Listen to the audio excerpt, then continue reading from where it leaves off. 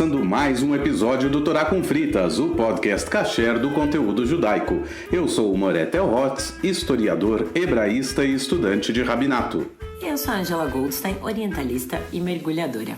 E hoje a gente vai receber pela segunda vez o nosso convidado de nome mais bonito, o Marcos Antônio Lopes Veiga. A gente tem que falar, Marcos. É muito bonito o nome dele. Oi, gente, tudo bom? Tudo ótimo. E aí, prazer estar aqui de novo. Prazer ter você de volta, Marcos. Da última vez que ele esteve aqui, a gente conversou sobre o que foi, como e quando aconteceu a Santa Inquisição, né? A gente teve esse papo mais estendido sobre tecnicalidades, assim, um pouco da Inquisição. E hoje a ideia é a gente conversar um pouco mais sobre os desdobramentos da Inquisição, e em especial aqui no Brasil, no que diz respeito aos judeus que se converteram ao cristianismo à força, ou que foram convertidos ao cristianismo à força, né? Que são os Bnei Anussim. Pra gente começar essa conversa, eu vou perguntar pro Theo exatamente o que quer dizer Bnei Anussim. Qual é o significado dessa palavra, dessa expressão? Anus, em hebraico, é forçado. Qualquer tipo de força que se faz, de coerção que se faz sobre uma pessoa. Então, Bnei Anussim seriam os descendentes daqueles que foram forçados a se converter. O que já leva a gente num problema técnico, né? O problema técnico é, ninguém pode dizer em 2022, eu sou um Bnei Anussim, ou eu sou um Ben Anus, porque hoje ninguém está te convertendo à força. Você pode dizer que sim, você é descendente dos Anussim, mas não que você é um deles. Você não é mais um dos Anussim. Você é descendente dos Anussim. Então, até aí, tudo bem. Levando mas tem em consideração que a Inquisição acabou em 1822, né? Só pra gente esclarecer 21, é verdade. Mas só pra esclarecer essa questão da temporalidade. Exato, é complicado isso. Agora, também tem outros termos, né? Que aí eu buscaria mais a expertise do Marcos mesmo. Criptojudeus, marranos, cristãos novos. Afinal, esses termos são a mesma coisa, não são a mesma coisa? Como diferenciar um do outro, e aí sim a gente consegue dar os próximos passos aí para o nosso bate-papo de hoje. Essa relação entre esses conceitos, né, que foram sendo assim mais identificados, estudados pela historiografia e pelos especialistas, vou chamar especialistas de uma maneira geral, porque a gente tem teólogos, padres, historiadores, antropólogos, a gente tem gente de todas as áreas das humanidades e também de outros lugares do saber, do conhecimento, outras áreas do conhecimento que estudaram esse fenômeno, né? Até a psicologia, a psiquiatria, né? Chegaram a estudar, claro, a partir do seu ponto de vista. Esse é um primeiro problema. A gente tem conceitos diferentes que falam do mesmo fenômeno e que falam do campo de complexidades. Então, eles têm um parentesco em comum, eles têm relações em comum, mas eles não são a mesma coisa. O cristão novo é um judeu que foi convertido ao cristianismo católico. Só que quando a gente fala dessa passagem, vou chamar de passagem, e a gente aqui está falando de uma passagem que é forçada, essa passagem forçada, ela gera vários tipos de sujeitos, de subjetividades que também são forçadas, obviamente. Você tem uma gama de experiências, de vivências, de trajetórias que é muito complexa. E a gente pode dividir assim em três grandes campos que se cruzam e que fazem com que exista essa complexidade. Primeiro é a trajetória de vida dessas pessoas, né? E a trajetória familiar, que eu acho que dá para colocar no mesmo vértice, né? Depois a gente tem as práticas que essa pessoa ou que essa família praticavam, a gente pode dizer assim, no passado. Naquele momento que foram convertidas à força ao cristianismo e que continuaram praticando alguma coisa em segredo. Isso. E o terceiro vértice, eu acho que é a relação dessas pessoas e dessas famílias na chave cultura-religião, que eu acho que também aí, por si só, a gente já tem um problema, porque cultura e religião para o cristianismo católico e para o judaísmo são coisas completamente diferentes. Então, quando você tem, assim, digamos, um encontro e um choque ao mesmo tempo na subjetividade dessas pessoas, desses grupos, dessas famílias, você tem uma coisa aí que é muito complexa. E aí eu acho que para dar conta conta dessa complexidade, foram sendo criados ideias, noções, conceitos para entender esse fenômeno que é muito complexo, mas que não abarca o fenômeno de uma maneira, digamos assim, total. E nem uniforme. Então, de forma alguma. Então, por exemplo, o criptojudaísmo não é a mesma coisa que o marranismo, que não é a mesma coisa que você tem os malsins também, que é um outro fenômeno que acontece dentro dos grupos cristãos novos. Então você tem vários tipos de malsins também. Você tem vários fenômenos ali da subjetividade, da transformação desses indivíduos ou do surgimento de indivíduos diferentes, clivados, cindidos, divididos. Como diz a Anitta, acho que é um conceito interessante, mas é muito complexo. É muito complexo e precisa ser estudado caso a caso, família a família, situação a situação. Claro, eles formam uma rede, eles têm digamos, laços em comum. Depois vai se ver que os cristãos novos e os judeus no Atlântico têm laços em comum, sim, né? Tem um outro conceito que é muito complexo também, que é gente da nação, que é um conceito que fala de gente, de grupos de dentro e de fora, que fala de judeus e de cristãos novos. Então, é só para situar a gente no seguinte sentido: nós estamos num universo de complexidades e não de simplificações. Vamos lá, criptojudeu, ele seria aquele que, após convertido à força, ou seja, ele é necessariamente um cristão novo, ele mantém práticas escondidas, daí a palavra cripto, que é escondido. Isso, ele é um judeu secreto. Ele mantém práticas escondidas, mas aí a gente tem um primeiro problema. O que está sendo escondido e o que não está? Então isso já é um problema. E por que está sendo escondido? E aí, se você não sabe que está sendo escondido, o que está sendo escondido? O que é segredo e o que não é? Como é que a gente vê esse segredo, né? Para poder. E quem vê o segredo. Para poder durar para a Inquisição ou alguma coisa. A gente vai assim. falar mais para frente, né? Quando vocês perguntarem dos hábitos, a gente vai falar mais um pouquinho adiante, mas assim, é bem complicado. É isso que nós estamos falando, entendeu? Aí agora, depois deve ter tido cristãos novos que se converteram, mesmo que forçadamente, que acabaram abraçando mesmo o cristianismo e que abandonaram práticas judaicas. O que a gente percebe é que foram escolhas, obviamente, muito difíceis, violentas, à base da violência, e a gente tem que sempre deixar isso muito claro. Foram processos extremamente violentos, do ponto de vista individual, do ponto de vista familiar, das comunidades, uma violência muito grande. Foram episódios dramáticos, aí eu acho que o Antônio Baião tem toda a razão, assim, e outros autores que falam sobre as conversões forçadas, as expulsões depois da criação da Inquisição, acho que são episódios dramáticos, mas o que a gente percebe é que alguns grupos e famílias que tinham um capital simbólico a perder, alguns fizeram a escolha porque queriam e outros porque precisavam. Mas a gente percebe que grupos mais próximos às cortes ou que tinham uma importância em grupos estratégicos dentro desse processo resolveram se converter para tentar manter esse capital simbólico e o próprio capital que haviam auferido ao longo de várias gerações e que também puderam pagar os vários impostos e abusos e coisas que foram sendo colocadas pelas coroas para que esses grupos permanecessem nos reinos, né? Porque os outros não tinham, né? Então, a expulsão gerou um deslocamento, uma perda de capital simbólico. Capital simbólico que eu estou falando é cultura, livro, posição social que o indivíduo tem e que quando acontece essa conversão forçada e expulsão, ele perde tudo isso, né? Até os laços e enraizamento que eles tinham, né? E dinheiro nem se fala, né? Dinheiro, os bens, digamos assim, que não são os bens de raiz, né? Casa, propriedades e tal, também vão todos embora, né? Porque junto com essa conversão você tem abuso, multas. Depois, para passar para Portugal, eles tinham que pagar uma taxa por cabeça. Eles tinham que vender tudo, praticamente tudo, ficar sem nada para poder se converter e para poder se deslocar, se fosse o caso, entendeu? E quando a gente fala de marranos, existe uma diferenciação? Eu sei que marrano, no final das contas, é um termo pejorativo, mas quem são esses que são chamados de marranos pela Inquisição Portuguesa, pela Inquisição Espanhola? Vamos começar falando do presente. O termo marrano, na Espanha, né? Quando você fala marrano, você está falando de alguém sujo. Primeira coisa que você pensa é sujo. E a segunda coisa é, quando você fala marrano, logo você associa cotino, que é o porco. E qual que é a ideia do marrano? O porco, quando ele vai morrer, ele grita.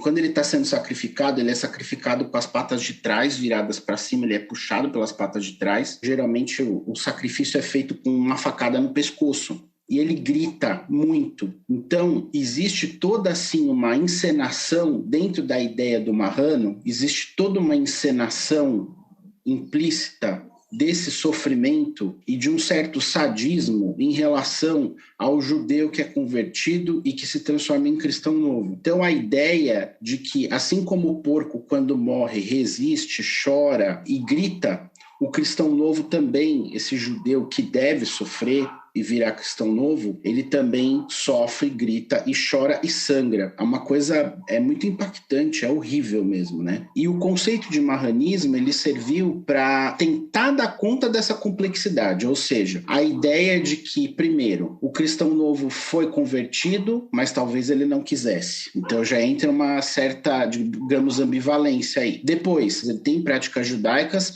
mas não necessariamente conscientes.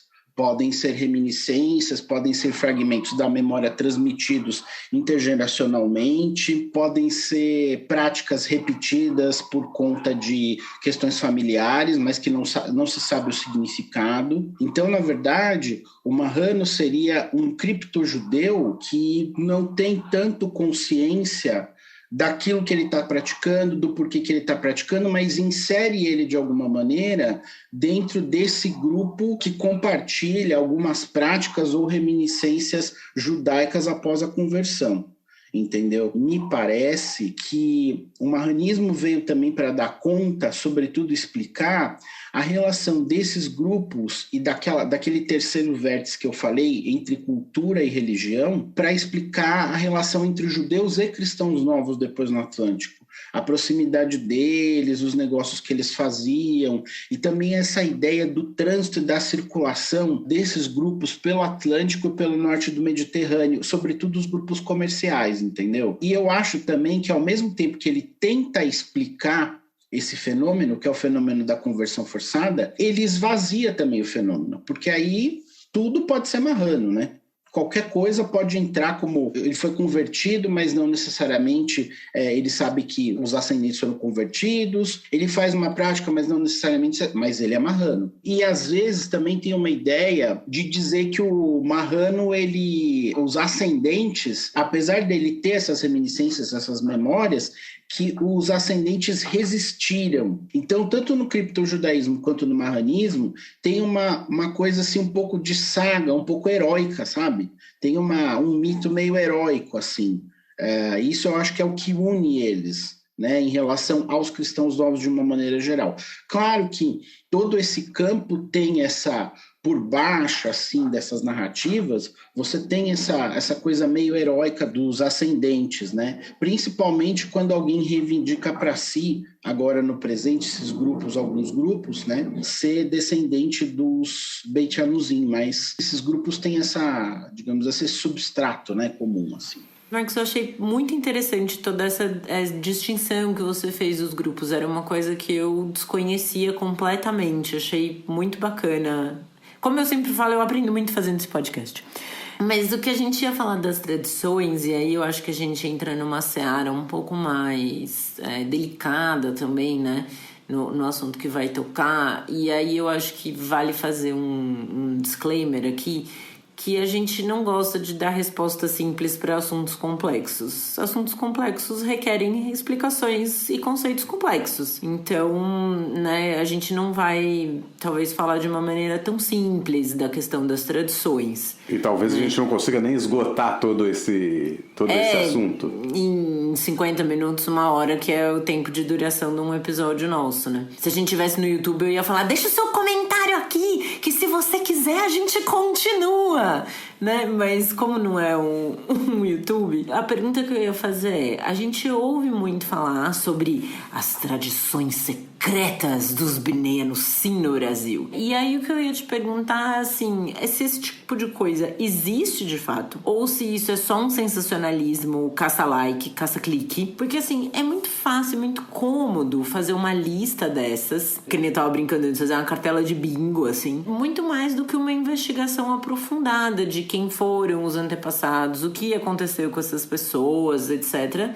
Isso quando se tem o privilégio de ter acesso a esse tipo de documentação. E aí, assim, quando a gente tava criando o roteiro desse episódio, eu conversei com o Theo sobre esse tipo de lista, né, que eu brinquei, o bingo do Bnei Anussim, que é uma coisa que faz sucesso na internet, eu já vi bastante, e que, na minha opinião, da Ângela, isso tem um cheirinho, assim, de palestra motivacional, coach, livro de autoajuda. O que eu tava falando antes, respostas simples para assuntos complexos, né? Do tipo, cure sua depressão com um coach em apenas uma sessão, sendo que se você tá fazendo um tratamento com um psicólogo ou um psiquiatra, é uma coisa que vai durar o tempo que precisar durar. E conversar com um cientista, e aí aqui eu vou bater o meu pé e falar que a gente é das ciências humanas, então é ciência sim. É, né? Ciência, nós somos cientistas. É ciência, assim, nós somos cientistas. Conversar com o cientista muitas vezes é bem frustrante, né? Porque você chega pro cientista perguntando alguma coisa e esperando aquela resposta categórica, assim, aquela afirmação peremptória Ronivon, né? Significa. E 90% dos casos, o cientista não vai te dar uma resposta Ronivon. Ele vai parar, vai pôr a mão no queixo, dar uma coçadinha na cabeça e falar, então, né? Se o cientista for de São Paulo, ele começa a frase com então. Se o cientista for do Rio, ele vai começar com aqui, ó. Ou com, olha só, quem for dos outros estados, contribua aí pra gente, por favor, com o início de frases. Né? Mas aqui em São Paulo, assim, né, e como eu sou daqui, que a gente vai falar, então, sabe o que é? De acordo com o que a gente observou em pesquisa, o corpus que a gente tem, os dados coletados, o escopo do trabalho, né? Tudo indica que sim, ou vai falar tudo indica que não, ou até vai falar tudo indica que talvez. Porque nas ciências humanas o resultado de pesquisa é muito diferente dessas afirmações peremptórias pro sim ou pro não. Né? A gente não tem como dizer, olha, é isso ou não é isso. Nas ciências biológicas e exatas, tem maior chance de acontecer. Eu tenho um amigo médico que me ensinou uma palavra uma vez que eu gostei muito, que ele falou assim, tal coisa, não, isso é um sintoma patognomônico de não sei o quê. Que é assim, quer dizer que se você tem esse sintoma, você tem determinada doença. Não é que nem espirro, que a pessoa tem espirro, ela pode ter gripe, covid, rinite, o sintoma patognomônico, ele tem isso, é isso. E o que eu diria não tem sintoma patognomônico de Bnei Anussim. Os nossos ouvintes médicos acho que devem estar achando divertida essa explicação, mas os outros talvez nem tanto. Mas assim, você não tem necessariamente, eu acredito pelo que eu já vi, como fazer uma afirmação tão categórica desse jeito. Ou seja, eu gosto de peixe com batata frita, então eu sou inglês agora, só porque eu gosto de peixe com batata frita. Eu tomo iogurte com leite, eu sou indiana. Ou eu rio na cara do perigo, né?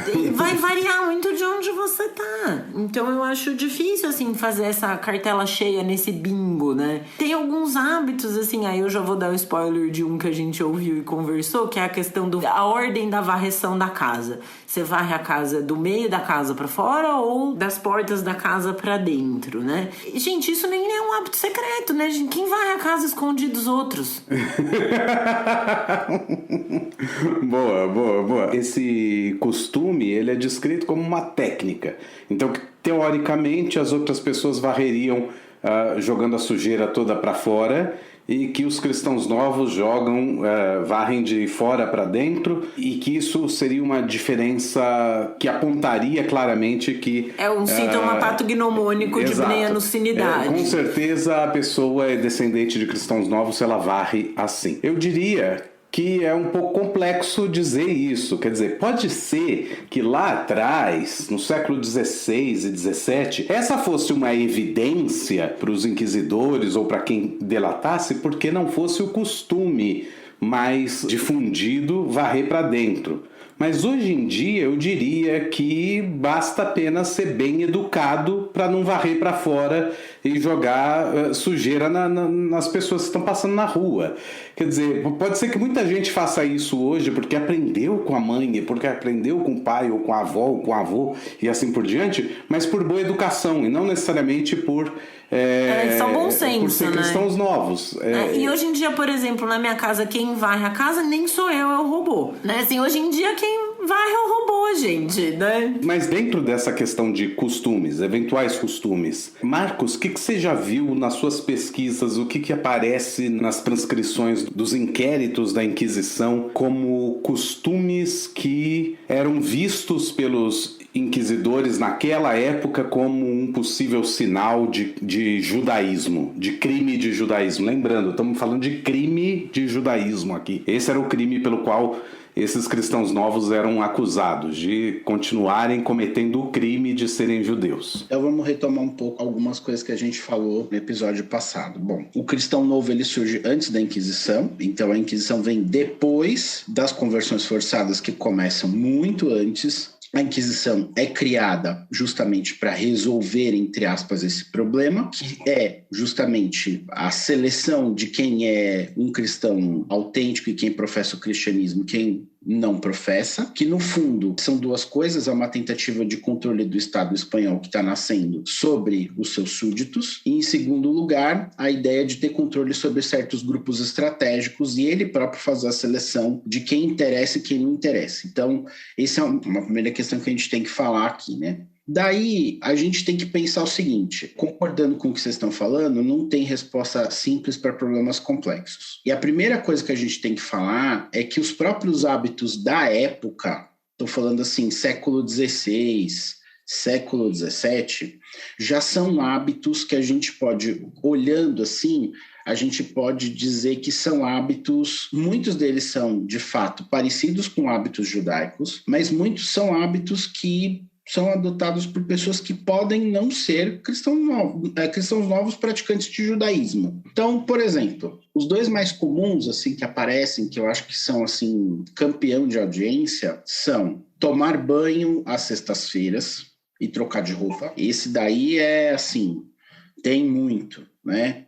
E colocou roupas limpas. Sempre assim, tomou banho na sexta-feira, trocou de roupa e colocou roupas limpas. Às vezes fala roupas limpas e brancas também. Esse daí tem bastante. Depois tem, não fez refoga com carne de porco. Usou azeite para fazer a refoga. E não banha de porco. Não banha de porco. Tudo bem, mas tem gente que pode não gostar de porco, né? Aqui a questão é que o porco na Península Ibérica, ele é assim praticamente um maná do deserto. Você come tudo do porco, do focinho até a ponta do rabo. É como, né? na Alemanha também.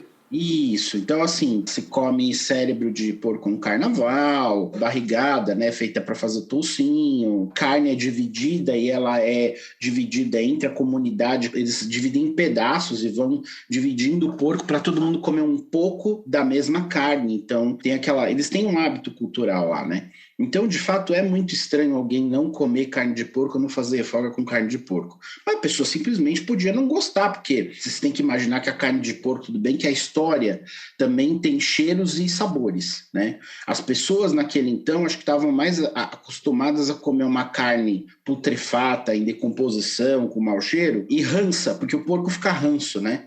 Bem que eles tinham técnicas, né? Mas tinha muita gente que eu acredito que não gostava de comer carne rança, preferia fazer refoga com azeite, ainda que fosse uma coisa estranha. Mas já era, digamos assim, um sinal. A gente está falando de sinais. Levantava significa? Suspeita. Nós estamos falando de sinais e não de indícios, por enquanto, porque os indícios eu acho que eles vão acontecer quando o inquisidor percebe que tem vários sinais. Aí ele começa a considerar indícios. Então, algumas hipóteses... Então, aí tem... Eu acabei de falar, né? O primeiro é o banho, depois a carne. A gente tem muito a forma como a carne é preparada no açougue. Se tiram os nervos, tendões e as gorduras ou não. Isso aparece bastante também. Que mais? Frequência. Aqui eu vou fazer um adendo para os nossos ouvintes, é porque no judaísmo não existe apenas a proibição de certos animais. Mesmo os animais permitidos, existem partes do animal que não se come. Existem nervos que não se comem, existem gorduras específicas, o helev, que não se come. Então, a forma kasher de limpar uma carne não é exatamente a mesma forma regular que a gente está acostumado no Brasil. Também tem a diferença do abate e tudo mais, mas também a forma que a carne é limpa diz muito. Então, é disso que o Marcos está falando aqui. O açougueiro kasher é diferente do açougueiro não kasher, né? Os dois têm a mesma profissão, mas eles exercem o trabalho de maneiras distintas. E o cara precisa saber onde cortar, o que fazer.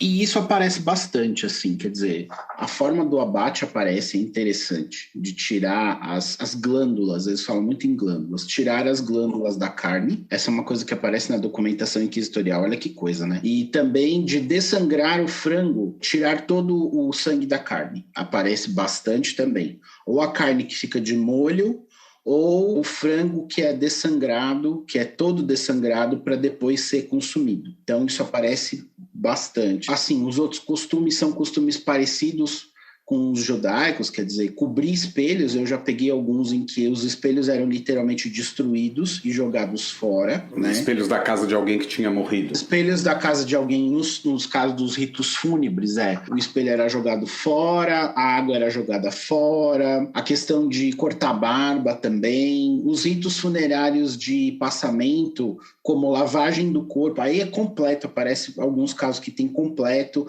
dizer, lavagem do corpo, preparação do corpo, os asseios que a pessoa que passou vai ter que sofrer, a mortalha, como é feita a mortalha, a forma de enterrar, as descrições fúnebres são bem detalhadas, mas aí, olha que interessante, a gente falou que tem algumas práticas que elas são gerais e que não necessariamente têm a ver, algumas são específicas, como essas que a gente está falando, e aí tem algumas que são, assim, muito inusitadas. Então, por exemplo, eu peguei um caso em que o morto era um senhor, ele tinha falecido e a família precisava fazer o passamento dele. Então foi feito todo o processo, né, bastante parecido com o passamento judaico, né, a preparação do corpo, a limpeza, o asseio, né, do corpo. E aí tem um detalhe curioso, um dado curioso, que a família colocou uma moeda embaixo da língua dele. Quer dizer, eu pessoalmente nunca vi isso em práticas judaicas. Acho que não é judaico isso. Então é só para mostrar que, assim, além de todo esse universo de reminiscências e de práticas que são gerais, que se misturam com práticas que seriam específicas judaicas e que são lembradas e repetidas, tem outras que vão ali se adicionando. Isso mostra o quão complexo é esse fenômeno, né? Quer dizer, isso me lembra muito o Caronte, né? Quando o falecido vai passar pela barca do Caronte, que ele precisa de uma moeda, ele leva a moeda, nesse caso, embaixo da língua, para poder, no além-túmulo, tirar a moeda para poder pagar o barqueiro que vai levá-lo para o outro lado. Então, é um fenômeno muito complexo, de fato. E da mitologia grega essa, né? Tipo, zero a ver com o judaísmo. A gente tem que lembrar sempre assim, ó, o universo de uma pessoa no presente já é uma coisa extremamente vasta, complexa, né? Agora, a gente está falando de pessoas do passado, em primeiro lugar, e não de várias pessoas do passado. Então, quer dizer, é um fenômeno muito, muito complicado. Dizer o que se continuam praticando ou não, se essas práticas são autênticas ou não, né? Se de repente foram copiadas e aprendidas de outras famílias e de repente incorporadas por famílias que não eram necessariamente descendentes de cristãos novos. Um exemplo disso é o que acontece muito em Minas Gerais, em vários lugares, mas eu lembro de ter visto isso também no interior, mas também em grandes cidades, como Juiz de Fora, por exemplo. É muito comum que em casas térreas, do lado da porta da entrada, do lado direito da porta da entrada, tenha uma capelinha instalada ali com uma imagem de algum santo, né? Geralmente Nossa Senhora. E essa não é uma prática recorrente de católicos, né? E existe toda uma teoria, e é muito comum, as pessoas dão um beijinho na Nossa Senhora antes de entrar em casa e tudo mais. E isso eu falo de uma maneira completamente empírica, tá? Me parece que a origem desse tipo de costume é uma origem judaica. Para esconder a mezuzá, alguns cristãos novos começam a construir essa capelinha para esconder a mezuzá, ou mesmo que não exista mais mezuzá, não tem o pergaminho, mas só como símbolo daquilo bota ali do lado. E nisso, as famílias que não são cristãs novas, mas as famílias cristãs velhas do entorno, percebem aquela pessoa como mais católica do que eles. Então eles agora estão em risco, porque o inquisidor pode perguntar por que você não é tão católico quanto aquele cara, que é tão devoto assim. E de repente, essa prática ela começa a se tornar mais e mais difundida, e de repente está todo mundo fazendo da mesma forma, e não significa que todo mundo é cristão novo. Isso para dar um exemplo. Tem outros costumes em Minas que são bem interessantes, tanto Minas Gerais quanto o Nordeste todo tem costumes muito interessantes, e quando a gente se foca e fala de Nordeste e Minas, é importante porque do ponto de vista do desenvolvimento econômico do Brasil, na história do Brasil, essa história toda da Inquisição tem muito a ver com a história do Brasil, porque tem muito a ver com a história do Novo Mundo. Tudo está acontecendo na mesma época, né? 1492 é o ano da expulsão dos judeus da Espanha, e também é o ano da descoberta da América, então essas coisas vão caminhando um pouco juntas. Então é normal que muitos cristãos novos vão fazer esse mesmo caminho que os portugueses estão fazendo. É no ciclo do pau-brasil, o ciclo da cana-de-açúcar, é o ciclo do ouro e assim por diante, né? Por isso que a gente se foca assim em Minas e Nordeste. Realmente, os costumes existem aqueles que a gente consegue traçar como um costume judaico? Sim. Existem aqueles que têm alguma mescla com outra coisa. E existem aqueles que não são um costume judaico, efetivamente, mas talvez fosse um costume daquele grupo específico de judeus ou não judeus que estivessem ali, mas enfim, nenhum deles é um atestado. Tem uma coisa que eu queria comentar, que eu acho importante de comentar, que é uma pergunta que os especialistas se fazem, e eu acho que é uma pergunta importante. Quando acontece a expulsão da Espanha para Portugal, acho que em Portugal a coisa é um pouco menos precária, mas quando acontece a expulsão da Espanha, para onde vão os rabinos, os professores e as bibliotecas? Isso é uma coisa que a gente se pergunta muito. Não existe, que eu saiba, uma resposta até agora. Ninguém conseguiu dessa resposta, nem Nathan Vastel, nenhum especialista. E aí você percebe que existe uma fragmentação desse conhecimento também, dessas tradições de alguma maneira. Claro que eles vão carregar, porque tem memórias e tal. E outra coisa que eu ia falar, o calendário, porque eles guardam, sim, eles conseguem lembrar e guardar algumas datas que são alteradas em nome, em tradição, e elas vão se movendo dentro do calendário cristão, em alguns casos, e não o calendário judaico é guardado na memória dessas famílias, então isso é uma coisa interessante. E aí vão se misturando características cristãs e judaicas, que eu acho que é típico do fenômeno cristão novo, né? E depois do que vai ser chamado de marranismo também. Mas é curioso porque a gente percebe que tem essa coisa do eu e o outro que você falou. Eu crio a minha identidade na visão, na vigilância, na observação do outro, na perseguição do outro, mas ao mesmo tempo eu sou eu. Então existe uma afirmação e uma negação do que eu sou a partir do olhar do outro. Isso você tem muita razão, muito interessante. Mas tem uma circulação de textos e de livrinhos de reza e de textinhos e de mini orações que eles fazem, às vezes em hebraico, às vezes em ladino, às vezes em castelhano, em português, e que ajudam também a manter essa memória, que já não é do judaísmo que era, já é uma outra coisa. Já é um outro judaísmo. Já é um outro, se é que a gente pode chamar de judaísmo. Né? Exato. Judaísmo, que para mim já não é, já é outra coisa. Agora, você estava falando do Nordeste, aparece sim na zona de Caicó, em outros lugares do Nordeste, Maranhão, no Norte, Pará. Existem sim reminiscências e práticas, ideias que são consideradas muito antigas, mas a gente não consegue estabelecer um vínculo de conexão direto de tradição, de recepção de uma tradição judaica.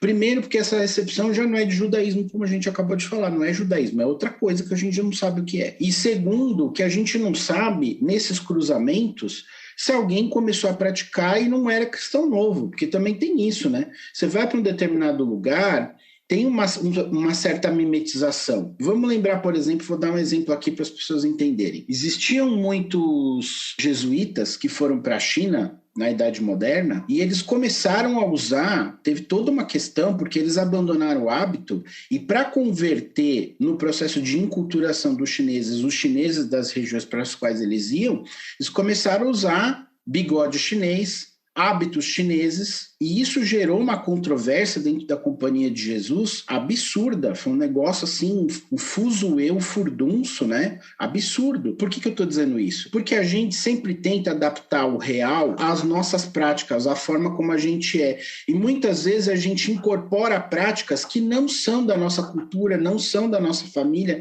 não pertencem à nossa subjetividade, à nossa história de vida. Então, quem diz que alguém não pode, em algum momento, ter adotado alguma dessas práticas, não sendo cristão novo, nem descendente de cristão novo? Vamos lembrar lá do texto organizado pelo Hobsbawm e Terence Ranger. Para quem não leu, A Invenção das Tradições. As tradições são inventadas também o tempo inteiro. Como é que a gente pode dizer que a gente tem uma herança de algo se a gente não sabe se esse algo foi inventado por alguém em algum momento ou se a pessoa deliberadamente resolveu, para se adaptar, porque ela gostava ou porque achou interessante, começar a praticar uma prática que não é judaica, porque já é uma outra coisa. Aqui só um disclaimer aí, quando a gente diz é outra coisa, não é de jeito nenhum uma forma de desprezar o judaísmo, não é isso. Não, de forma alguma. É que ele ganha alguma. uma outra forma. Essas pessoas não têm mais Shabat, elas não têm mais ir na sinagoga de manhã e ler a Torá. Não tem Torá, não tem sinagoga, não tem mais essas coisas.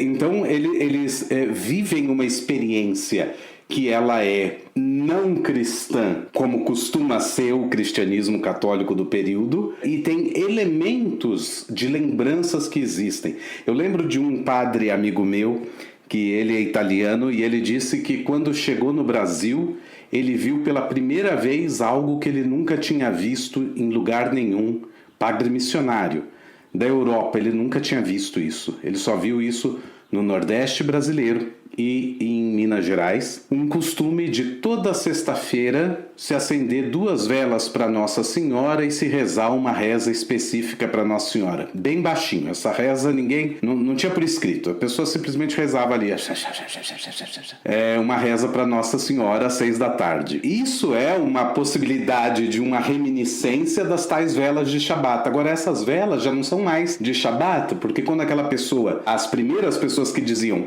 isso é para Nossa Senhora, elas estavam disfarçando. Mas os filhos e netos que ouviram que era para Nossa Senhora entenderam que as velas eram para Nossa Senhora. Elas não receberam necessariamente que aquilo eram velas de Shabat e que ele falava que era para Nossa Senhora, mas na verdade tinha uma brachá em hebraico que se fazia. Não, e esse costume existe até hoje. Hoje existem igrejas e igrejas, paróquias e paróquias que difundem a importância do costume de se acender as velas para Nossa Senhora na sexta-feira, às 6 da tarde. Às 6 da tarde, a hora do Ângelus. Isso já é mais católico, mais geral, mas todas essas questões, quer dizer, não necessariamente o costume ele foi transmitido, mas não necessariamente ele foi transmitido como uma coisa que era judaísmo. Por isso que a gente fala que é outra coisa. Sobre a cópia de tradições, eu sempre costumo dizer o seguinte: existem muitos e muitos descendentes de portugueses, de espanhóis, enfim, todo tipo de pessoas, descendentes de africanos, descendentes no Brasil todo, descendentes de japoneses, descendentes de chineses, que no domingo comem macarronada. A macarronada de domingo é o exemplo típico de algo que não é de nenhuma dessas culturas, que era da cultura italiana, que de repente ganhou tal força dentro do Brasil que todo mundo de repente incorpora a macarronada de domingo. E às vezes você pode olhar lá, não tem um italiano na árvore genealógica da família, mas já é uma tradição. A mãe fazia, a avó fazia, então a comida de domingo é a macarronada italiana. Então, que possivelmente aprendeu isso não faz de você vizinha. Isso não faz de você italiano. Eu queria te fazer uma provocação.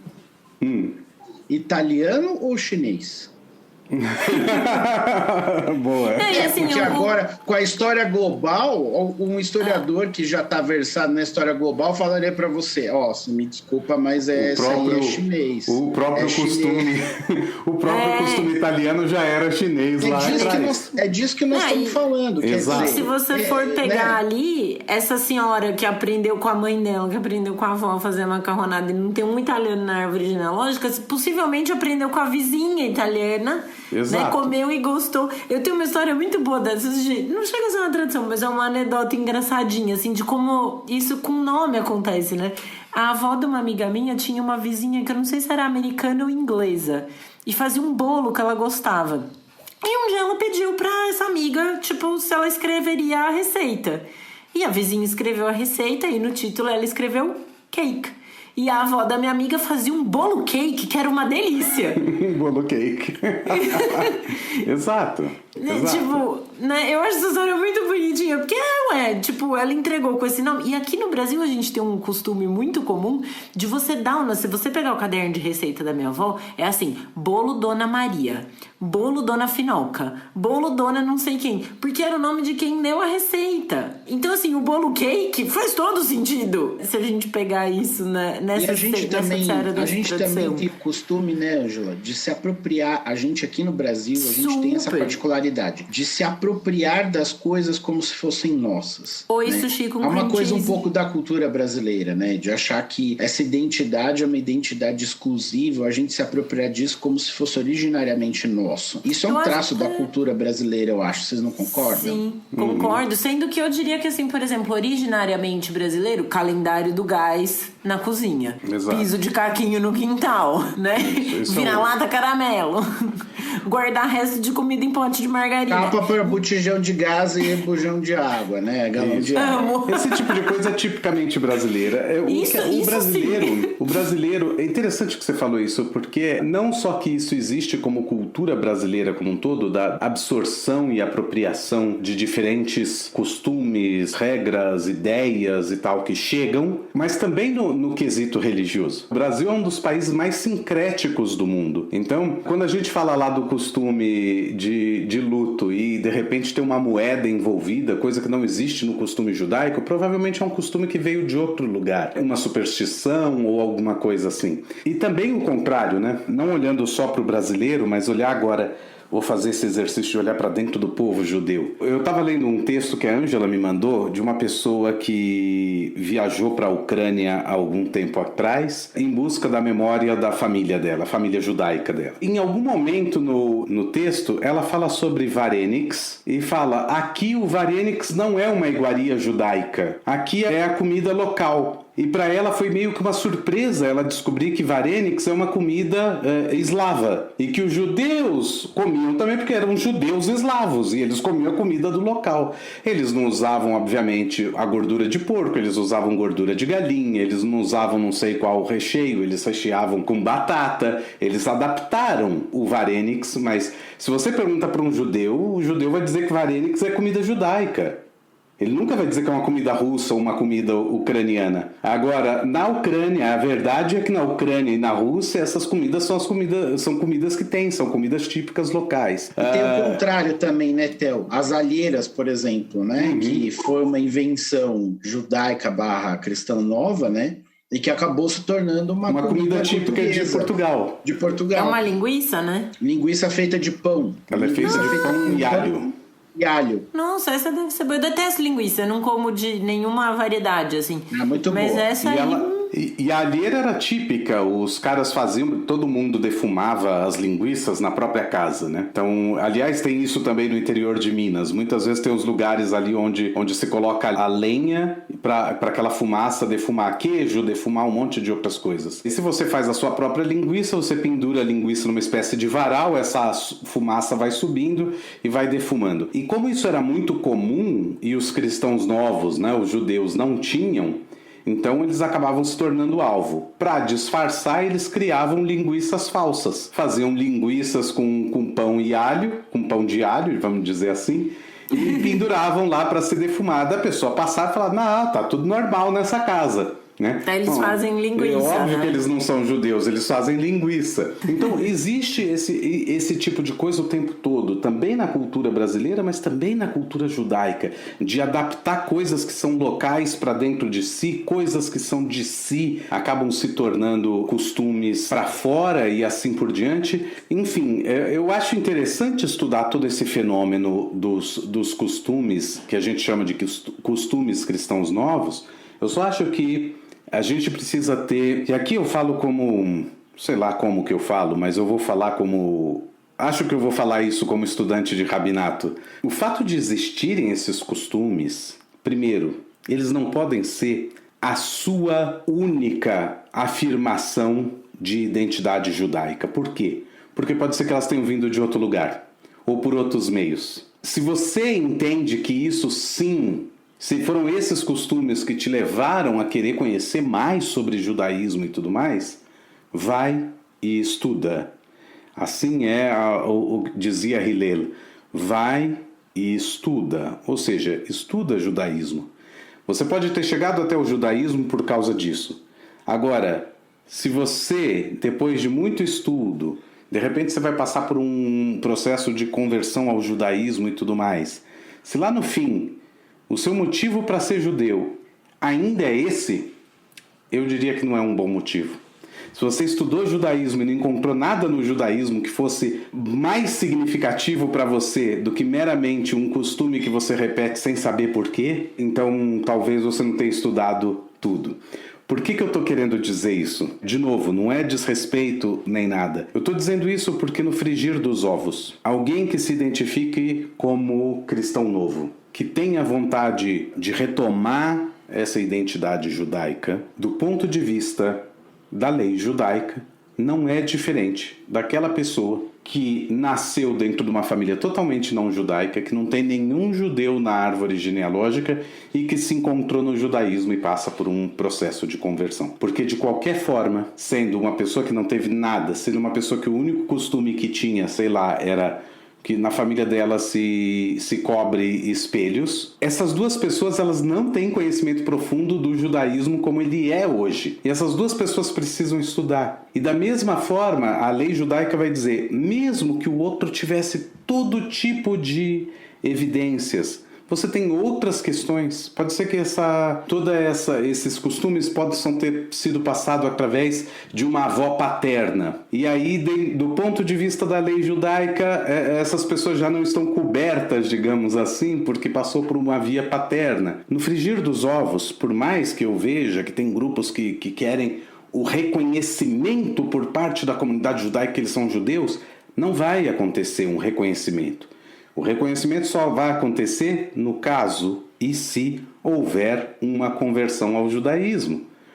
Porque são séculos e séculos de uma tradição que se perdeu dentro da família. Existem costumes? Ok, existem costumes. Esses costumes não são as tradições judaicas. São uma outra prática judaica que acabou sendo transmitida. Mas esse não pode ser o seu judaísmo. Eu conheci pessoas que falam, não, eu sou descendente de judeus. Mas quando você entra, por exemplo, em questões de fé, a pessoa é absolutamente cristã. Ela acredita em Jesus, que Jesus é Messias, que Jesus é o próprio Deus encarnado. A pessoa é super católica, reza o terço, faz novena, faz não sei o quê. Então, não adianta. Para quem então você quer esse reconhecimento que você é judia? Você não é. Porque não dá para ser judeu e ser cristão ao mesmo tempo. E se você fizer isso, você só está perpetuando justamente aquela coisa horrorosa que passaram lá atrás, aqueles que tiveram que ter a sua identidade cindida em dois e serem ao mesmo tempo judeus e cristãos. Eu acho que aqui tem uma coisa um pouco mais... Não é um clube onde, puxa vida, eu tenho esse, então eu pertenço aqui. Não é isso. É uma coisa muito mais profunda. Obviamente, bem-vindos todos aqueles que queiram entrar pro judaísmo como ele é, abertos para estudar, para aprender e abraçar outras tantas práticas e tradições que fazem parte do judaísmo formal. Não, você falou essa questão de cindido, é isso mesmo. E assim, a gente tem que lembrar que esses cristãos novos, eles é uma coisa muito complexa, porque eles passaram a ser cristãos sendo judeus, ex-judeus, mas não eram nem cristãos nem judeus. Exato. E pairava sempre a dúvida sobre as duas coisas e eram os dois. E eram os dois ao mesmo tempo. Exato. Então, quer dizer, é muito complicado. Tem uma outra coisa que eu queria lembrar também, que eu acho importantíssimo da gente falar. De novo, toda vez que a gente fala sobre esse assunto, a gente é obrigado a voltar nesse tema. Nomes e sobrenomes não revelam nada a respeito de tradição, origem, absolutamente nada, por vários motivos. Em primeiro lugar, pelos homônimos, porque em termos de documentação de inquisitorial e outras, você tem centenas de homônimos de pessoas, às vezes é difícil você saber quem é um, quem é outro. Então, para você rastrear um antepassado que era cristão novo, já é super complexo. Sobrenome, então, nem se fala, o sobrenome não diz nada.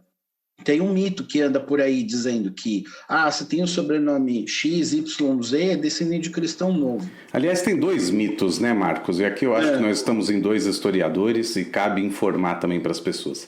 Existe meio que um mito que circula pelo ar, assim. As pessoas acham que todo mundo que tem sobrenome Almeida, por exemplo, é todo mundo parente.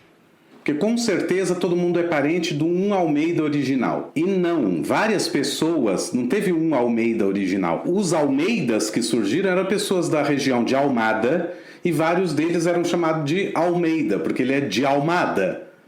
Então era o fulano de Almada, o fulano de Almada, o fulano de Almada, que não eram parentes entre si e foram chamados pelo mesmo nome. Então não necessariamente pessoas do mesmo sobrenome são parentes entre si. Esse já é o primeiro ponto, de uma forma geral, nada de judaísmo aqui. E especificamente a questão de sobrenomes específicos judaicos. Eu sempre costumo dizer o seguinte, gente, eu tô sendo perseguido pela Inquisição. Meu nome é Isaac Ben David. Ben Davi. Meu nome é Isaac Ben Davi.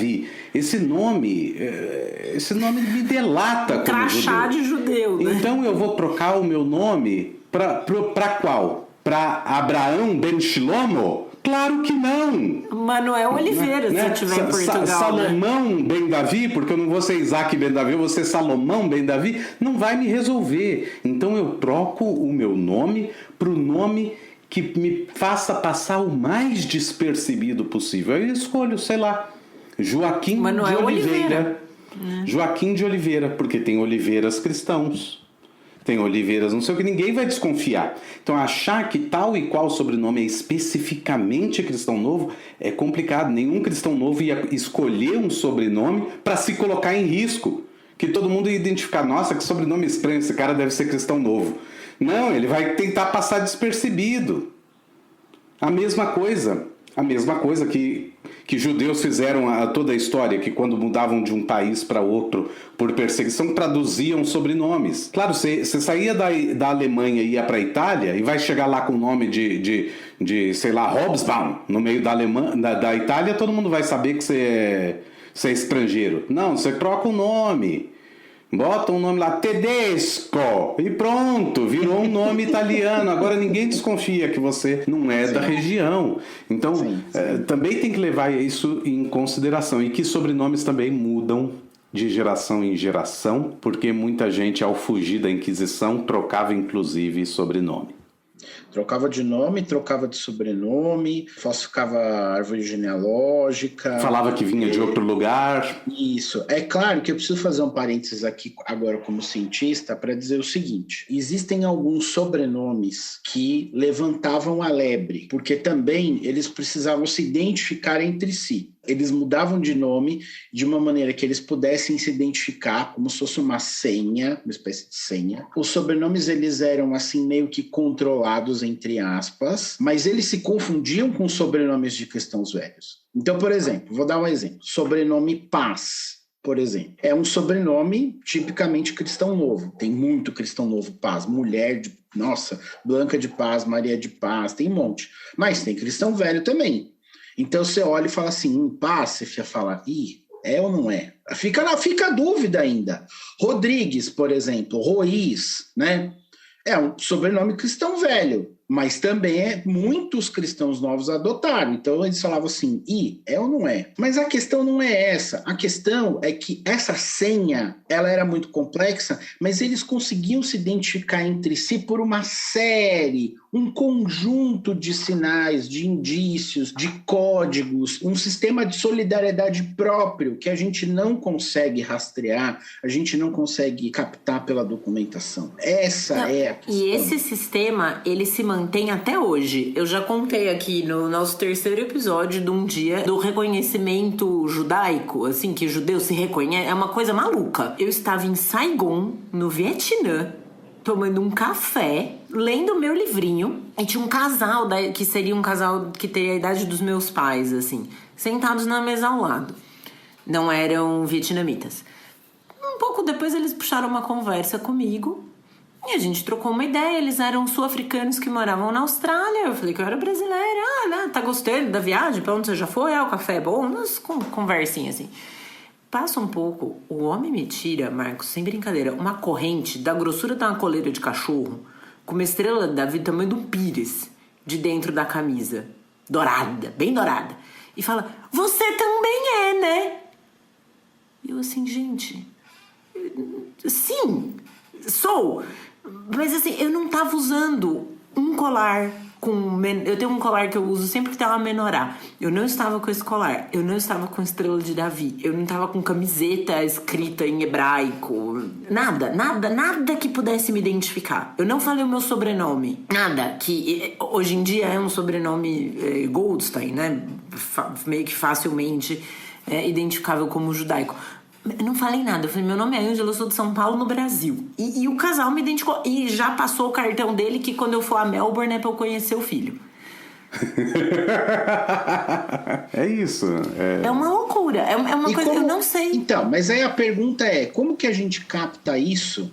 Na documentação. Que é uma coisa... Isso, exatamente. Não capta. É impossível, entendeu? Impossível. Não capta. Ainda mais com a barreira de subjetividade, identidade, grupo, tempo, distância, espaço-tempo. É muito. Não, é bem... Eu achei muito boa essa ressalva que você fez. E eu tinha... Quando você começou a falar do sobrenome, me veio essa pergunta na cabeça. E você logo respondeu que era isso. Será que não existia um sistema que as pessoas pudessem se reconhecer? Sim, né? mas de vários sinais diferentes. É como ser cliente de um banco do Brasil hoje em dia. Banco no Brasil, não disse Banco do Brasil, hein? Mas se quiser patrocinar, pode. É como se fosse cliente de um banco no Brasil. Você tem a senha, aí você tem 3 letras, aí você tem um token, aí você... Não adianta só saber a senha, né? Não adianta só ser o cliente. Você tem uma porção de outros sinais que você tem que apresentar ali para garantir o seu acesso àquela ao conta. Seu dinheiro. Aqueles bancos na Suíça que tem 2 chaves, não sei das quantas, mais uma palavra secreta que só o cara que sabe e tal. Você só tem acesso se você consegue essas coisas todas ao mesmo tempo. Pulando num pé só.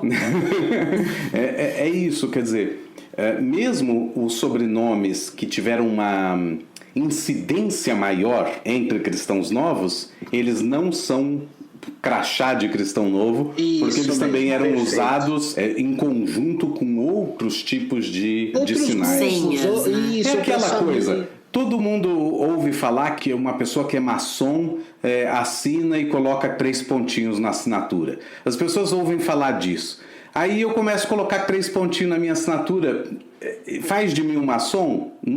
Não faz de mim um maçom. E provavelmente alguém que vê isso e for maçom, ele vai fazer ou alguma pergunta que, se eu for maçom, sei responder. Se eu não sou maçom, nem sei que ele está perguntando isso por causa disso. E outros sinais, e aí ele sabe, esse cara só quis assinar com 3 pontinhos. A resposta é sempre enigmática. Eu vou contar um caso para vocês.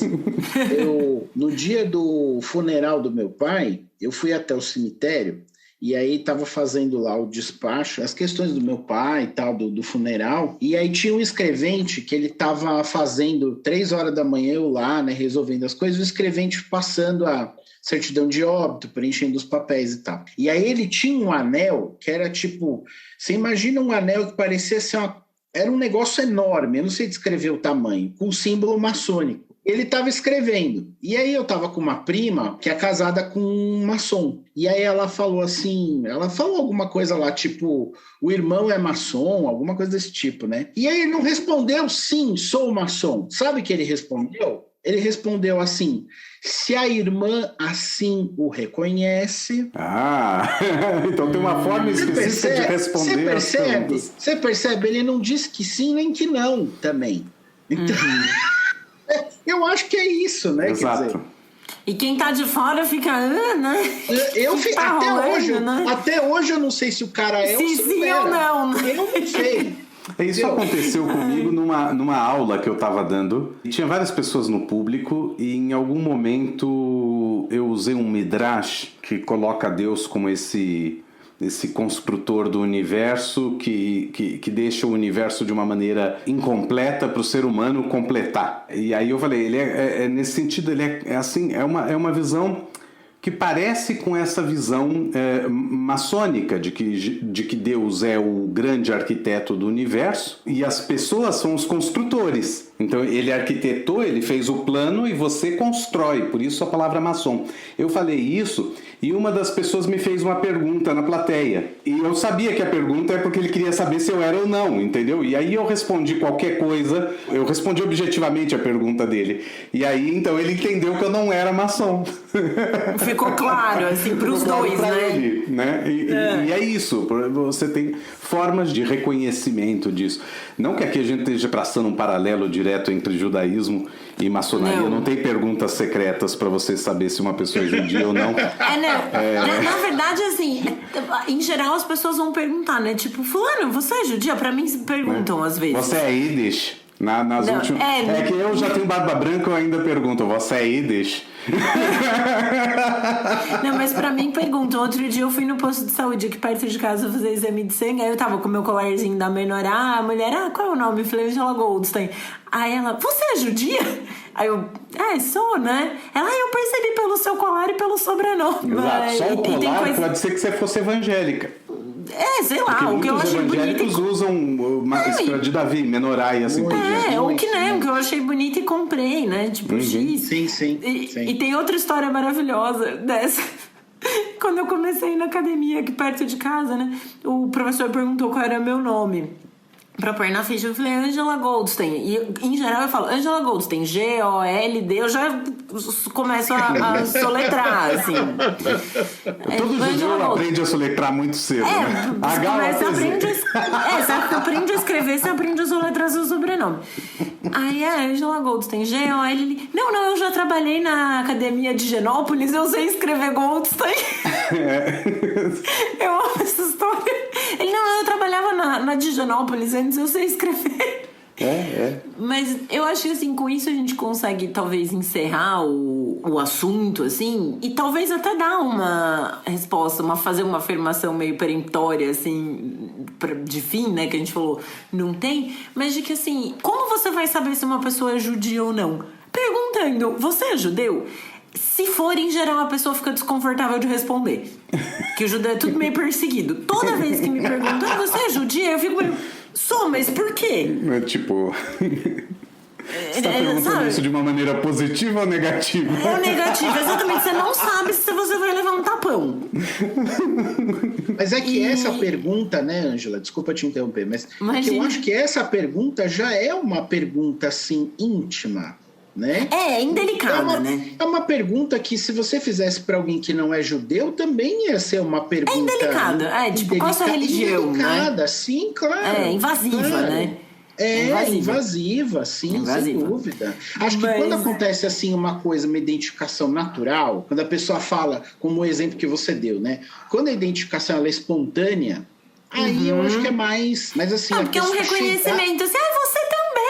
Isso, é um reconhecimento, um conhecimento, um reconhecimento. Agora, quando é alguma coisa assim que a pessoa pergunta pra você... E alguém que você não conhece, com quem você não tem intimidade, assim, né? É muito indelicado. Que outro dia uma colega de trabalho me perguntou e eu me senti zero invadida, assim. Eu achei, tipo, ok a pergunta, Isso, sabe? depende da situação, depende das de muito do pessoas, contexto e tal. Mas assim, o que vai acontecer, né? Se você quiser saber se uma pessoa é judia ou não, você pergunta. Você é judeu? Se a pessoa ficar constrangida constrangida de responder e ficar um pouco, dar uma olhada pro lado, assim, provavelmente é. Agora, pra fechar, eu queria, sei lá, elencar aqui alguns desses, fazer esse top... Quer fazer a cartela do bingo? 10, a cartela do bingo dos costumes. A gente manda o bingo os vários costumes que se atribui a costume cristão novo. E a gente fala rapidamente aqui se tem fundamento judaico ou se não tem fundamento judaico, e qual é o fundamento judaico, ou se é mera superstição. Vamos lá. Tá bom. Tá, vamos começar pelos, digamos assim, de cotidianos e não fúnebres, vai. Tomar banho na sexta-feira e trocar de roupa e colocar roupas limpas e brancas. Costume judaico. Inclusive, tem piyutim, pequenos poemas, que são músicas de Shabat, que falam no próprio verso isso, como se fosse assim o grande fundamento do Shabat. Era uma forma de transmitir alguma coisa de Shabat para as pessoas. Então você falava, nesse dia, tomei banho, o poema fala, tomei banho, troquei de roupa, botei roupas limpas, para observar o Shabat. Me lembra aquela música da Bethânia, que ela fala, varri a casa com vassoura fina. Depois a gente manda na newsletter. Eu vou falar o que eu odeio. Não aponta pro céu que nasce verruga no dedo. Eu odeio tudo dessa frase. Esse costume é um costume muito difundido entre os brasileiros. É uma superstição. Crachá de brasileiro. É igual o calendário da Ultragás, né? É uma superstição brasileira de que apontar para a estrela nasce verruga no dedo. Eu odeio. Agora, as pessoas falam que tem alguma origem judaica. Pode ser que sim, pode ser que não. É impossível traçar a origem a isso. Aí seria como se alguém estivesse tentando evitar que as crianças acabassem delatando que o Shabat tinha acabado. Que o Shabat acaba quando se vê 3 estrelas no céu. Pode ser, pode não ser. Crachá de brasileiro esse. Sim. Vou falar uma que aparece também, que é bem interessante, que eu não falei antes. Ir frequentar a casa uns dos outros, das famílias umas das outras, e, no jantar, usar candelabros e peças de prata. Necessariamente de prata. Olha, eu diria que isso pode até, sendo um costume que despertava suspeitas dos inquisidores, eu imagino que isso pudesse ser algo, mas é muito datado isso. Provavelmente isso era muito comum no século XVI, XVII. Hoje isso não é assim. Ou talvez fosse um jantar muito específico. E a gente estaria falando do jantar de Pessah, onde cada um levaria a sua keará, seu prato específico, e essas famílias se reuniam para observar o Pessah juntos. Famílias ricas, né? Porque é de prata. Exato. Varrer a casa da porta para dentro, em vez de varrer da porta para fora. Não. Boa educação apenas, né? Boa educação. Existe sim uma superstição judaica nesse sentido, mas eu não acho que ela deva ser exclusivamente judaica. Eu acho que outras civilizações também deviam ter superstições parecidas de varrer de fora para dentro, e essas superstições quando a explicação é assim, é para o dinheiro vir para dentro, não é para o dinheiro ir para fora, essas explicações assim, gente, é superstição de qualquer tradição que for. Falou que a coisa é assim para ter dinheiro, para não ter dinheiro, coloca a mão no bolso, a mão coçou, coloca a mão no bolso que é para trazer dinheiro. Isso é superstição, não é necessariamente judaico. Mas eu fui na sinagoga e na Havdalah, o cara me falou para eu molhar o dedinho no vinho da Havdalah e colocar no bolso para trazer dinheiro. Então, superstição. A Havdalah é judaica. Colocar o dedo molhado de vinho no bolso é superstição, não é judaísmo, é superstição. E se for o do vinho comunitário, é anti-higiênico. Exato. Enrolar o corpo na mortalha e não enterrar no caixão, enterrar direto na mortalha na terra.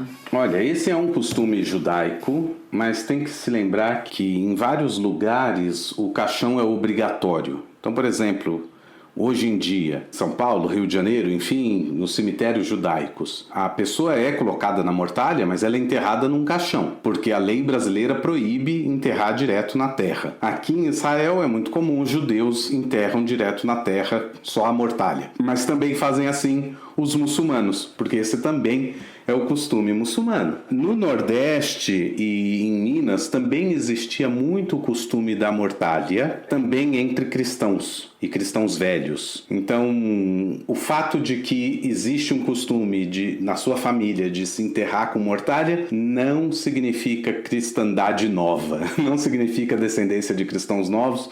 Pode ser muito bem de cristãos velhos também. Eu queria fazer um adendo. Tem um documento que eu estudei que ele conta detalhadamente um dos ritos fúnebres de uma das famílias cristãs novas. E é de um senhor que faleceu, ele é velado dentro da casa. Primeiro, eles cortam as pontas das unhas, dos pés e das mãos. Aí você fala, porque eu acho que é legal a gente falar esses detalhes, né? Cortam as pontas das unhas dos pés e das mãos, raspam a barba, ou tiram a ponta, não lembro se tiram a ponta da barba, eles só aparam a barba, eu acho que eles raspam a barba mesmo dele, fazem toda a higiene do corpo. O corpo é lavado todo, por completo, eles dão um banho, as mulheres davam um banho no corpo, depois ele era enrolado numa mortalha branca virgem, e aí depois ele era velado e enterrado. O que disso permanece, o que disso não permanece? Acho interessante falar. Aparar unhas, aparar barba, se apara cabelo também. Se a pessoa é uma pessoa que usava barba, só apara a barba. Se a pessoa é uma pessoa que não usava barba, raspa-se a barba. Então, legal. A ideia é ele estar apresentável do jeito que ele se apresentava. Sim, imaginei que sim. De uma maneira digna. Isso. Que mais que você falou? Lavar o corpo. Lavar o corpo é um costume também muçulmano. Então Sim. É um costume comum aí, tanto entre muçulmanos e judeus. No mundo católico é muito interessante, também tem a ideia de deixar o corpo apresentável, mas aí geralmente é vestindo uma roupa bonita, é colocando uma maquiagem, é uma outra coisa completamente diferente. Isso. No enterro judaico nunca se vai maquiar alguém ou coisa assim. Simplesmente você vai fazer a higiene completa da pessoa. Esse é um costume claramente judaico. Botar a garrafa de água cheia em cima do relógio de água pra conta baixar. Isso.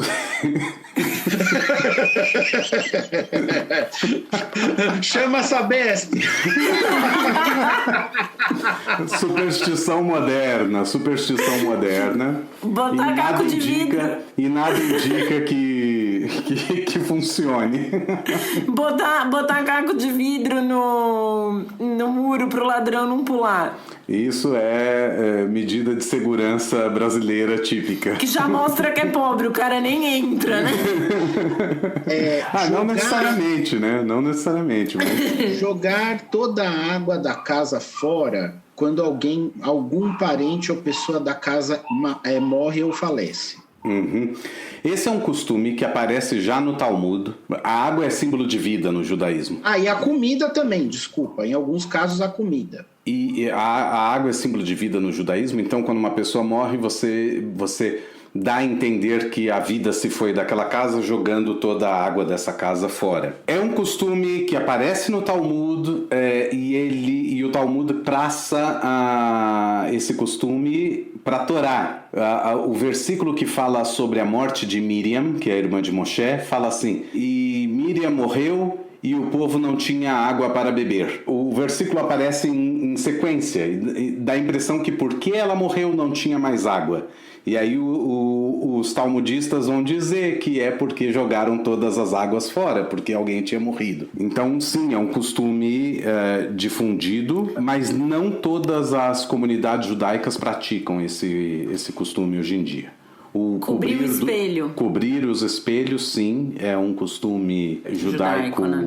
Presente em todas as comunidades. Existe uma coisa curiosa, né? Tem gente que vai dar para isso uma explicação muito supersticiosa. Que você cobre os espelhos, que é para o espírito do falecido não se ver de repente no espelho e se assustar percebendo que morreu. Essa é uma explicação supersticiosa. A explicação prática é porque a partir do momento que você perdeu alguém, entram em vigor algumas práticas do luto judaico e uma delas é a não vaidade. Então você está proibido de cortar cabelo, de fazer barba e assim por diante. E o ser humano passa na frente do espelho e se vê, né? Hoje em dia a gente faz isso com a câmera do celular o tempo todo. Você abre e bota ali para ver se você está apresentável e dá uma ajeitada no cabelo. Tá no zoom e fica lá preocupado com o cabelo, com a barba e assim por diante. Me parece que vinha mais desse aspecto de você não esquece, cobre os espelhos, você não está cuidando de você nesse momento. Você tem que cuidar primeiro do sepultamento do seu ente querido e depois do seu luto. Ninguém está interessado se você está arrumado, desarrumado, desgrenhado e assim por diante. Lembrando só uma coisa que eu queria comentar, é que assim, importante de dizer, e depois fazer mais um comentáriozinho para a gente terminar bem assim para cima, né? A gente está falando de luto, de morte, vai terminar assim mais alegre, né? Que nem todo mundo, nesse período, nem todo mundo tinha espelhos, e que espelhos é uma coisa, ter um espelho não é qualquer um que tem um espelho. Então, assim, vamos considerar isso como uma coisa relevante a ser pensada, que é uma coisa bastante, digamos assim, incomum ter um espelho em casa. Mas eu queria terminar com o Theo falando sobre a festa da Rainha Esther, né?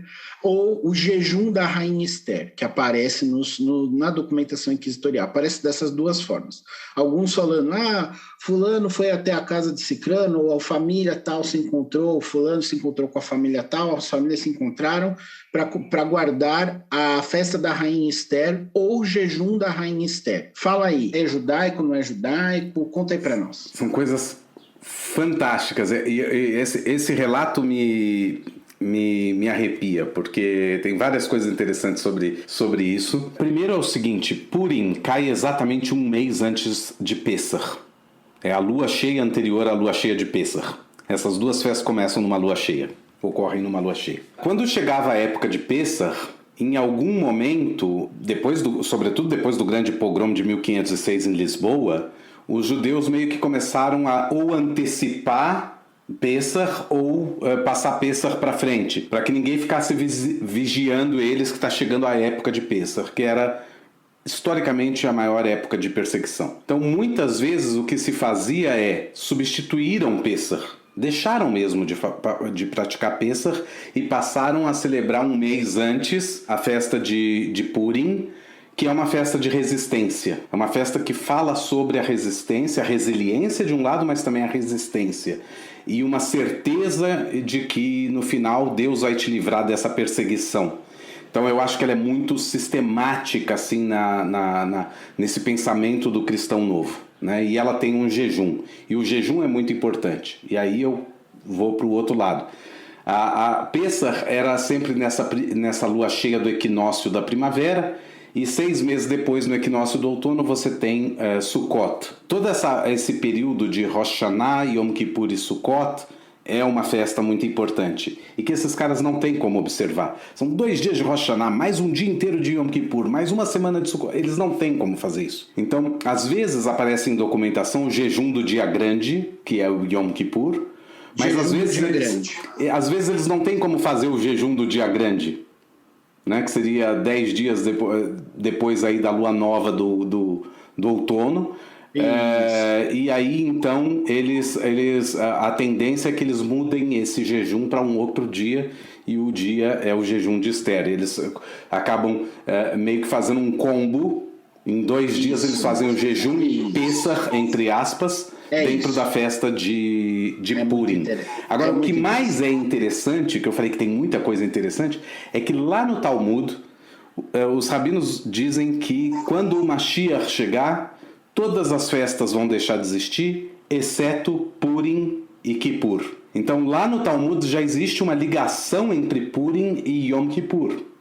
Isso é muito interessante. A outra coisa interessante nos dias de hoje em Israel, que é um país majoritariamente laico, a maioria das pessoas que não tem nenhuma ligação com uma sinagoga só aparecem na sinagoga 2 vezes por ano, em Purim e em Yom Kippur. Purim porque é o dia festivo e crianças gostam e tudo mais, todo mundo fantasiado, e Kippur que é justamente o oposto, né? Um dia sóbrio, solene e tudo mais, e aí é um dia mais percebido como mais adulto, mais espiritual adulto. Então é muito interessante como essas duas celebrações elas caminham desde os tempos talmúdicos até hoje, meio que de braços dados, passando aí pela prática por alguma coisa que sobrou entre os cristãos novos. Muito bem, então acho que você pode responder significa.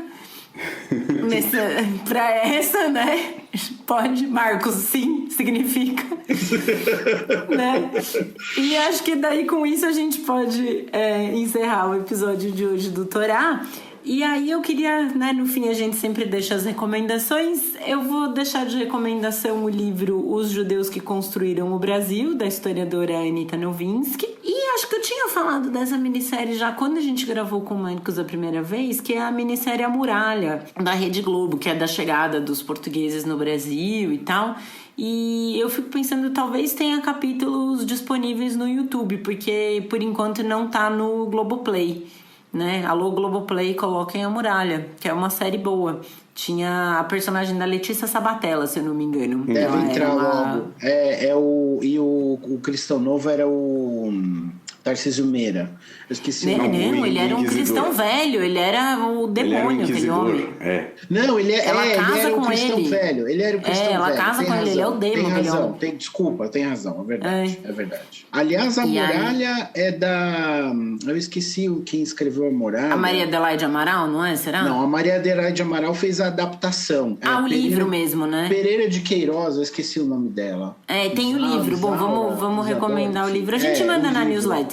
Isso. Depois a gente coloca o livro, que o livro é antigo, é um livro antigo, e que depois foi adaptado pela Maria Adelaide Amaral e virou a série. Que foi a minissérie, né? Isso. Tem a Alessandra Negrini também, tá lindíssima na série. Diná Silveira de Queiroz. Diná Silveira de Queiroz, isso mesmo. Obrigado, Theo, isso mesmo. Isso mesmo. Muito bem. E vocês, meninos, que dicas têm? Olha, eu indico 2 documentários da Louise Valente e da Elaine Eiger. Um é Caminhos da Memória, Trajetória dos Judeus em Portugal. É bem interessante para entender como que esse mundo cristão novo vai continuar em Portugal.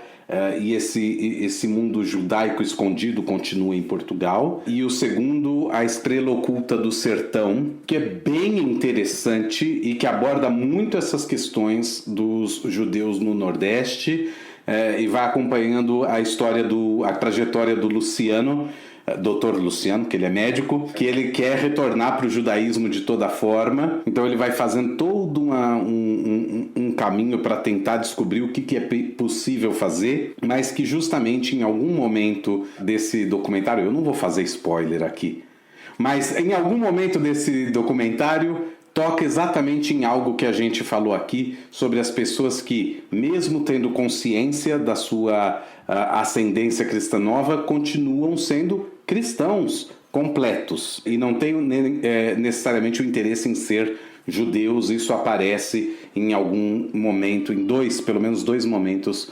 desse documentário. Muito bem. Marcos? Eu tenho dois livros bem legaisinhos, assim, em português e em espanhol, para quem lê. E a primeira versão tem em espanhol e inglês.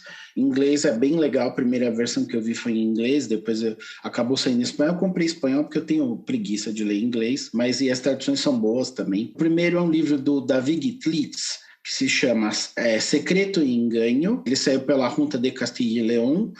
A edição original é Secrecy and Deceit, né, que eu não lembro exatamente de que editora que saiu em inglês, mas ele começa no século XV com as polêmicas entre os judeus, depois os judeus que são convertidos e como as polêmicas cristãs entram dentro do judaísmo e como que essas polêmicas vão se misturando, as conversões, depois ele fala das comunidades e das práticas. Então, assim, eu acho que é um livro que, para quem quer entender a relação entre conversão, localização judaico-cristã nova, depois práticas, e depois o desenrolar, né, digamos assim, os desdobramentos dessa história, eu acho que é um livro muito interessante para se ler. Um livro interessante não, acho que é meio que obrigatório, assim, é fundamental. E o segundo livro é um livro que faz uma arqueologia séria dessas reminiscências que a gente falou aqui, de como que essas práticas vão acontecendo, e acho que é um livro que foge um pouco do lugar comum e acho que traz o problema para um lugar da complexidade e não da simplificação, que é um livro do Nathan Vastel, que é